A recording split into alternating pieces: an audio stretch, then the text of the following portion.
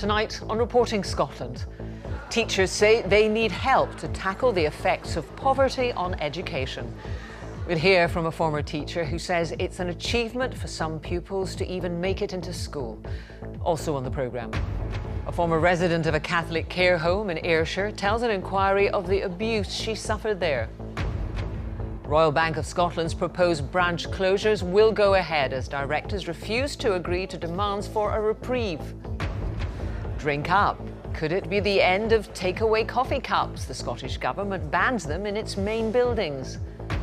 And how a family traced the final resting place of their ancestor killed in France during World War I. It's great for us to be actually come and see his final resting place, and I think that his soul feels happy that his family is with him again.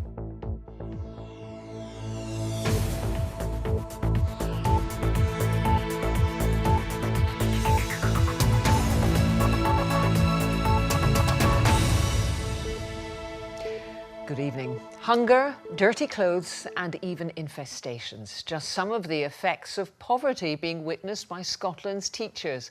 The Scottish Government says it's committed to helping children from poorer communities do better at school. But as our education correspondent, Jamie McIver, has been finding out, some teachers are witnessing extreme examples of disadvantage. For some pupils, actually being in school at all is a great achievement. Joanna taught at secondary schools in the west of Scotland for 20 years. They've managed to get themselves to school because they don't have a parent responsible at home to get them up and get them to school. A huge effect of sleep deprivation. Pupils who clearly have no guidance as to what time to go to bed or what time to get up. Quite often, pupils staying awake and playing computer games until the early hours of the morning and freely admitting that. BBC Scotland has heard several anecdotal stories which are even more stark. At one school, teachers and a charity raised cash for a washing machine. The child had been wearing dirty clothes. Another school knew of children with bed bugs. Other stories are more commonplace. It could be that children are coming to school in the morning, perhaps they're hungry, they've not had a breakfast, or perhaps what they have for their lunch is insubstantial. We'll also see children perhaps in uniforms that they've grown out of, but the family haven't been able to afford to replace them. And you'll have children perhaps not able to go on trips because they can't afford them. I know of a school, for example, who've helped parents get Christmas presents because there was going to be nothing from Santa that morning. But actually, schools and teachers shouldn't be having to do this. We need wider societal change. Nearly a quarter of Scotland's children are classed as living in poverty. A two-parent family with 2 school children would be defined as being in poverty if they have less than £413 a week to live off after housing costs. More councils are providing free meals during the holidays, and school clothing grants will in future be worth at least £100. But fighting poverty is a complex issue about more than money. If you look at the child poverty plan that the government has recently set out, it is a broad set of interventions across a whole range of different policy areas: health, education, justice, housing, community development, a whole range of different areas. Meanwhile, teachers still witness things which can be upsetting. The amount of times, I've driven home and been either in tears or very worried about a pupil because of the background story that I know about them or because of something that's happened that day. I just can't imagine it happening to my child, and I think no child should have to deal with that. Jamie McIver, Reporting Scotland. A former resident at a Catholic care home in Ayrshire has told the Scottish Child Abuse Inquiry of being regularly raped by men while she was held or tied down by a nun. Helen Holland, who's waived her anonymity, says she was 8 years old when the abuse began. Maura Kinneber reports. Years campaigning to have her say, therapy dogs at her side. Helen Holland's abuse heard in public at last. It's your worst nightmare. No child should go through something like that, and I believe that every adult has a responsibility to make sure that it never happens to children in the future. She was brainwashed, terrified. The nun was violent and sadistic. Nazareth House, Kilmarnock, is now private flats. She said there was no care for her there in the 60s and early 70s. She said the nun raped her. When she told a priest he raped her, the nun held her down. Regularly tied to a stool and hooded, She was blind to the men raping her. The nun said, "Good night, Father," to one. She tried to raise the alarm. One time when she ran away, she told her social worker. He spoke to the nun who told him it was all lies. Helen Holland spoke to the police and Procurator Fiscal later. They said the nun was too old and infirm to testify in court. She phoned the nun at her home then in Ireland. The nun told her her health was okay, she was fine. Let down by the authorities, she thinks children are still being abused in care now. It absolutely is going on to this very day. But the more and more people realise that, the more people learn what to look out for, the more that as adults and as teachers and as anybody that's anything in connection with children, that they learn to look what signs to look for, that they learn to listen to the words that a child's using, then hopefully things will be picked up quicker in the future. The inquiry is due to hear nun's evidence next week. Maureen Kinneborough, reporting Scotland, Edinburgh. Caledonian McBrain bosses have highlighted the strain being put on West Coast ferry services by rising passenger numbers. They say there was a 17% increase over the bank holiday weekend compared with the same period last year. The figures were revealed as the bosses gave evidence to MSPs in Holyrood about serious disruption that's affected the network over recent months. Jackie O'Brien reports. Caledonian McBrain has been charged with being all at sea after repairs to one of its main ferries, the MV Clansman, hit services across its timetables. I would like to use this opportunity to make some brief comments about the recent disruptions. The operator's boss told MSPs today that the problems had been exacerbated by a rapid rise in traffic and a failure to find an extra vessel for lease. It's not an easy place for us to be at when we're looking at one vessel down and having to prioritise those services across different communities. And clearly that's a very uncomfortable situation, one we don't want to be in, and one we have sincerely apologised for that disruption. But the situation remains, we have no spare vessels to accommodate for this eventuality. This prolonged period of disruption to West Coast sailings has been described as one of CalMac's worst. The operator has been accused of undermining lifeline services and businesses and threatening the island's tourism potential. I take no comfort from what I've heard about the discussions today. We've had numbers of discussions over the last 2 weeks with Transport Scotland, the Minister, CalMac, CMUL, everybody under the sun. It's just excuses, excuses, blame, blame, one blaming the other. In the meantime, it's this community that suffers. Local MSPs say more resources are needed to cope with services as CalMac faces delays in the delivery of 2 new boats on order. To repeat what we've seen this year would be utterly shambolic if it were to happen next year. What we need are enough vessels. CalMac's logistical problems are mirrored throughout the Highlands and Islands, where the infrastructure is struggling to cope with increasing numbers of people pouring into the north. Tourism's a big deal for CalMac, you know, and they seem to deal with it pretty well every year. It gets harder being a local though in the summer, trying to get ferries across to the islands with work, but it's not too bad. But there's no short-term fix on the horizon for the ferry firm, which says it still has 10 days of repairs to go. Jackie O'Brien reporting Scotland, Inverness. A project which offers free sanitary products to women in the northeast of Scotland will be extended across the country. The Scottish Government scheme designed to tackle so-called period poverty was launched last July. It has distributed free products to more than 1,000 women. Police in Edinburgh have released the registration number of a stolen car which caused a fatal crash on the city's Maybury Road last Friday. The Audi A3 had plate number SM17EAK. Officers want to speak to drivers with dash cams who may have been in the area at around midnight early on Friday morning. Directors of Royal Bank of Scotland have refused to give in to demands for a halt to branch closures. There were angry scenes at the bank's annual general meeting from shareholders who say they've been let down by the bank's management. Well, our business and economy editor, Douglas Fraser, joins me from RBS headquarters in Edinburgh. Douglas, did the shareholders make any progress in their branch closures campaign? Well, there were calls heard inside the annual general meeting of RBS from those who are shareholders as well as customers, and outside where Unite the Union staged a protest about these branch closures. More than 300 part-time jobs are expected to go as a result of at least 52 branches closing in Scotland, perhaps up to 62. And the campaign is picking up pace in England as well. Now, one former RBS employee, now an Aberdeenshire councillor, he came to the meeting with a petition and with his concerns about the impact of branch closures in Turriff and Banff. These small towns depend very strongly on the bank presence to give them service, business, loans, advice to customers. There's a community aspect to that I think the bank have overlooked. You know, there's a community cohesion that I think they've completely missed on.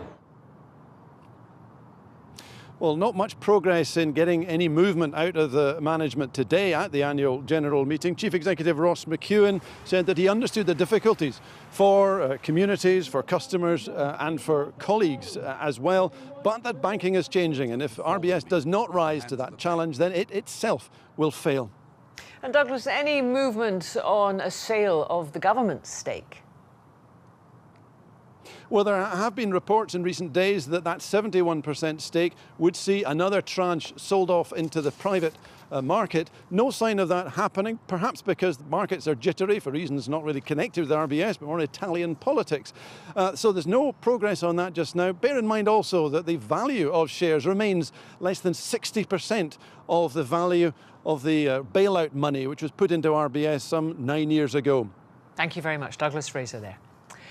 SSE has become the last of the big 6 energy companies to announce early summer price rises, with a 6.7% average increase in gas and electricity bills. The move will mean an average £76 per year rise for almost 2.5 million customers. The company said the price rise was the result of increasing costs it described as being largely outside of its control. Glasgow is on the shortlist of 7 cities and regions that could become the home of Channel 4's new national headquarters. The company wants to move 300 of its 800 staff out of London to a national headquarters and 2 creative hubs. The 7 shortlisted locations could house either the national HQ or a creative hub. The other locations on the shortlist include Bristol, Cardiff, Leeds and Liverpool. Now, if you work in a Scottish Government main building, it's goodbye single-use coffee cups and hello reusable mugs from Monday. And what may seem like a small change to help cut plastic pollution will, it's estimated, prevent nearly 500,000 cups being thrown away each year. Katrina Renton reports. They're convenient, disposable, but extremely difficult to recycle. So 2 teas and a small coffee, please. Okay. From Monday, in cafes and canteens in Scottish Government offices, like here in St Andrew's House in Edinburgh, you will be served hot drinks in reusable cups and encouraged to bring in your own mug to take away. Single-use coffee cups will be gone. That's 450,000 a year, nearly 500,000 coffee cups a year. And I'm told that if they're laid end to end, which is what we must do now to let people understand the extent of it, they would go all the way from Edinburgh to Dundee. The Scottish Government says this ban will stop 450,000 cups from being thrown away every year. But in Scotland, it's estimated we use over 500,000 every day, about 200 million annually. So this ban will remove less than a day's worth of cups from landfill each year. It's the mixture of paper and plastic in the inner lining of these cups that makes them both heat-proof and leak-proof. But it also causes difficulties. There are only a small number of specialist plants that are able to process this kind of disposable cup, which means that the vast majority, 99.75% of them, don't go in the recycling, but go in the general waste bin. Friends of the Earth Scotland say it's a good move. This is a really important symbolic step. What we would urge the Scottish Government to do is look at legislative measures that they can take to push manufacturers, retailers and consumers into saying goodbye to unnecessary plastics and making truly sustainable choices. So what would you do? We've been taking the temperature around the country. When I'm out with a baby, I have all her gubbins, so what's another cup? It's just better for the environment.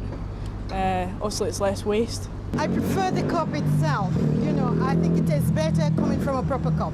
Well, it's a bit like the plastic bags. I'm sure they'll get used to it, and I certainly wouldn't stand against it, but would have say, yes, let's do that today, oh, I don't know, I'd feel a bit bad because I like the convenience. So will it catch on? If it does, it could mean another significant change in our attitude to plastic. Katrina Renton, reporting Scotland, Edinburgh. It's coming up for 16 minutes to 7. A reminder now of tonight's main story.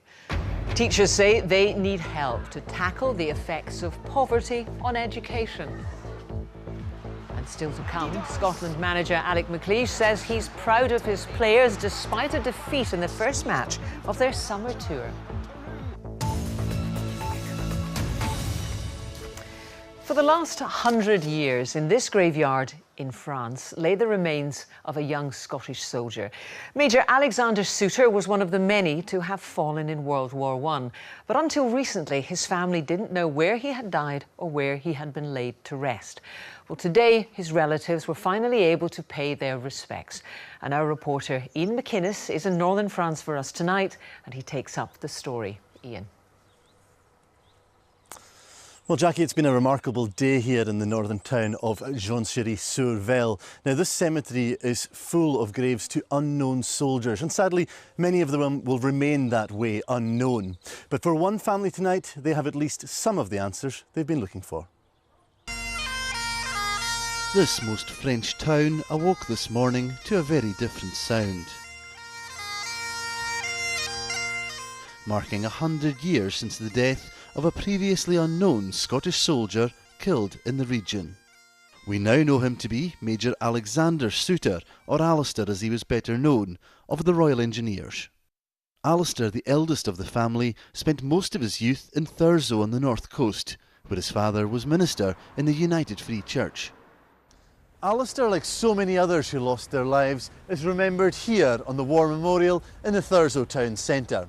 But since his death, many questions have arisen about where exactly Alistair was buried. And that search takes us to France and the picture postcard town of Hermanville, where Alistair lost his life. So we believe the Germans came down just from They came, up there on the hill?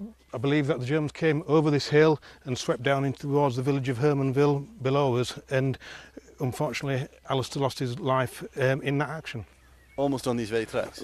On these tracks, indeed. And it seems that he was out on patrol when he was shot when he raised his rifle upon coming across a group of Boche, as they call them. Remembering that day, 100 years on, Major Souter's family. Nobody knew where he was, nobody knew where his final resting place was. I recognized his sacrifice by naming my son after him, but it's great for us to be actually come and see his final resting place, and I think that his soul feels happy that his family is with him again. In Flanders fields the poppies blow. And young Alistair made his own mark. I really think this is a good experience for me because I can know more about who I was named after, and I know like a bit about World War I.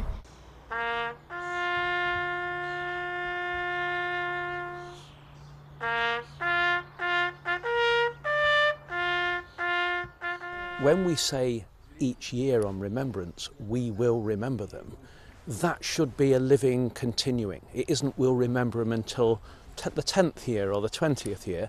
And the rededication and change of an exchange of a headstone at 100 years anniversary is fitting but no less poignant. But as one family remembers, many graves remain unknown, as Alistair's did for so long. Ian McInnes, reporting Scotland in northern France. Details have been released of Police Scotland's most wanted man, or woman for that matter. Applications open today for the job of Chief Constable. On the plus side, it offers a salary north of £200,000 and £1 billion budget. On the minus, well, recently the force hasn't been without its problems. I'm joined by our Home Affairs correspondent, Revel Alderson. A huge job. Revel, what faces the new chief? It is a huge job, Jackie. The salary is actually £216,000 a year, slightly over that. But in just 6 years, this is the third time the Scottish Police Authority has had to advertise for a Chief Constable. And you're right, it has been a turbulent time. The force, the reorganisation of the force from 8 regional constabularies to the national force was carried out by Sir Stephen House. Now, he had been Chief Constable of Strathclyde Police, and many critics said that he was just imposing Strathclyde's methods onto the rest of the country. After controversies about stop and search powers and also failures in the police control rooms, Sir Stephen left early from his 4-year contract, and he was succeeded by Phil Gormley. Now, he was an officer who had come up from England, no experience of Scotland, and he lasted just over 2 years before he resigned amid allegations of bullying amounting to gross misconduct. Police Scotland has rarely been out of the headlines, but not for the right reasons, that it has been bringing down crime rates, including murder rates. So who do we know is likely to apply, or think? Well, since the autumn, the force has been led by Ian Livingston, one of the Deputy Chief Constables. Now, he's been Deputy Chief Constable for 5 years, and he would bring a degree of continuity. And crucially, I suspect, he wasn't a Strathclyde police officer. He was Lothian and Borders. A BBC investigation recently, though, revealed that he had been subject to disciplinary proceedings earlier in his career, although he was fully exonerated. We must state that. There will, of course, be English officers who'll fancy the job, but a lack of knowledge of the Scottish political scene might be off-putting for them, or indeed for the SPA. And one other name I can put into the frame, and that would be George Hamilton. Now, he is the Chief Constable of the Police Service of Northern Ireland, but he was also Assistant Chief Constable for Strathclyde, so he does know the Scottish scene. Ian Livingston, though, he remains the front-runner, not just because he was about to leave the police, but stayed on when Mr Gormley was suspended, and that loyalty may well be rewarded by the SPA, Jackie. River Alderson, thank you. Well, let's turn our attentions to sport now, and the Scotland manager, Alec McLeish, says he's proud of his players, despite a defeat in the first match of their 2-game summer tour. 7 of his players made their international debuts in the 2-0 defeat by Peru, who are ranked 11th in the world. Our senior football reporter Chris McLaughlin watched the match in Lima. It was a night of noise, colour and passion here at the Estadio Nacional, a very typical South American football experience, but ultimately a night of disappointment for Scotland. A 2-0 defeat in the end, the first goal coming after a goalkeeper mix-up. Millwall's Jordan Archer caught out, and Scott McKenna with the handball. Cueva always looked confident. The second came at the start of the second half. Archer again at fault perhaps, this time Farfan with the finish. Scotland really struggling to create chances for most of the game, but 7 new caps in total this evening. Defeat here in Lima, but perhaps no disgrace. I was pleased with the guys despite all the situation we've had, the problems we've had and call-offs and stuff, and bringing all these new guys in, and you know, they have to be allowed to make a mistake or two. Now the squad is actually staying on for a few more days here in Lima before they head off to face Mexico on Saturday. The reason they're hanging around here is because of the altitude in Mexico City. But the first game of these 2 summer friendlies ends in defeat for Alex McLeish and his squad. Chris McLaughlin reporting Scotland in Lima. Now, he's taken part in 3 Olympic Games and won 3 silver medals. But canoe slalom athlete David Florence says taking part in his 4th Olympic Games is his biggest challenge, and he's going for gold. The 35-year-old is currently getting ready for the European Championships. Rona McLeod can tell us more. Time for final preparations. David Florence is on course for the European Championships and then his ultimate Olympic ambitions in 2020. Yeah, definitely. The aim is for Tokyo. It's going to be really, really tricky to get there. There's, you know, such competition within Britain now. They're really, really good guys. But you know, the 3 Olympic Games that I have been to, each time it was really, really tight. Absolutely superb. And each time, Beijing, London. We've got silver. A wonderful moment for these 2 young men. The silver medalists. And Rio. Florence just failed to win the gold. I'm very, very driven and always trying to work out ways to get better, train more efficiently, train smarter. C1, generally you just paddle on one side, you're a righty or a lefty, and recently I've been trying to learn to paddle on the left, which is a massive challenge and a bit of a gamble. Don't know if it's how feasible it really is to get to high level or not, but for me it's just a massive motivation to be doing something different, trying to learn something new, trying to push on the way that I go about doing the sport. So is Olympic gold the only measure of success for Florence? If I got to Tokyo and had fantastic runs and get a bronze medal, there's every chance I'd be really, really pleased on the day, you know. I could go and get silver having really not had a great run and seen how easily it could have gone being the gold, and maybe feel a little bit disappointed. So I don't really feel, you know, it's gold or nothing. Gold is certainly realistic, but so tough for anyone. 15.1 on that one. 19. And Florence begins his European quest for gold in Prague on Friday. Rhona McLeod, reporting Scotland. Now, it's been lovely for parts of the country. You always have to be careful. Sorry if you're not getting the good weather.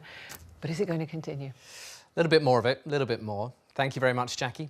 Hello there. Yes, a lovely scene here from Sutherland earlier on today. Beautiful blue sky and sunshine, warm too. But for many of us, it was a bit of a misty, murky morning, and that cloud lifted for many, but it just remained in the sky across the southeast. And tonight, that cloud now spreading its way northwestwards. A few showers in towards Ayrshire, perhaps in towards Argyll, and a few clipping the northeast. Generally a dry night, an increasingly cloudy night, and quite a warm night. Temperature lows there in the teens in places.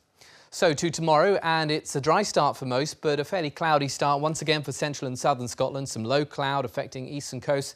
In the northwest, a bit brighter here, some sunshine, but that will spark a few showers. Now, by mid-afternoon, central and southern Scotland should see things brightening up a little bit, but it won't be wall-to-wall sunshine. There'll still be some cloud around, but in the sun, up to around 21, 22 Celsius. The low cloud towards the North Sea coast should burn back to the coast, and then in the northwest, that sunshine here sparking a few showers from East Highland in towards Wester Ross and over towards Skye. That low cloud just clipping parts of Caithness through Orkney and indeed the northeast of Aberdeenshire, and tomorrow evening extending up towards Shetland, so a murky night here. Elsewhere dry, but it doesn't last, because Friday we see the arrival of something altogether different, some thundery downpours, and these are fairly extensive, we think, moving their way northwards across the country, quite slow moving, hail, thunder, torrential at times, more likely in the west and the east, but we couldn't rule them out almost anywhere really, quite a humid feel. And to the weekend, well, on Saturday, those thundery downpours still with us, edging ever northwards. Sunday, something drier, but rather cloudy. So here's the first half of the weekend. There's those thundery downpours edging northwards, probably north of the central belt. Again, a humid feel, driest in the south. And Sunday, a ridge of high pressure just toppling in from the northwest, reducing the risk of showers, but with it, a fair amount of cloud. That's the forecast for now. Thank you, Christopher. Now, a reminder of tonight's main news. A man who died sheltering 6 people in his top floor flat as they tried to escape the Grenfell Tower fire has been hailed a hero by his sister. Speaking as the inquiry's commemoration hearings drew to a close, Bernadette Bernard said her brother Raymond gave refuge to neighbours who were unable to find a way down. Teachers cannot tackle the impact of child poverty on education by themselves, according to Scotland's largest teachers' union, the EIS. The Scottish Government says it's committed to helping children from poorer communities do better at school. And that's it from us. I'm back with the headlines at 8 and the late bulletin at 10:30. Until then, from all of us, goodbye.